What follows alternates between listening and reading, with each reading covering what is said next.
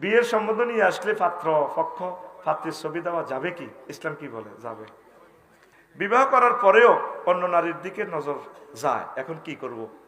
আর এক কান কর, সাইরান কর, কিতা করবি? এটা তো এটা দেখলে তো মন ভরে না। কাবা দেখে মন ভরে না, আর নারী দেখে মন ভরে না, আর কি আর কি দেখে মন ভরে না? আকাশ দেখে মন ভরে না। ঠিক আছে নি? তবে এই সমস্ত কথা যদি বাড়িতে ভাবিয়ে শোনে, কর্তৃপক্ষ দায়ী নয়। তোমার জন্য একাধিক বিয়ে যদি তৌফিক থাকে, মারিয়া লাইব জিন্দা কবর আজাব। এই দেশে যে 2 বিয়ে করছে, একটা দেখা জীবনে সুখ পাইছে, আজাব রে 2 নূরের বাতির তলে হরি তোরে ফানসার করিয়ে লাইব।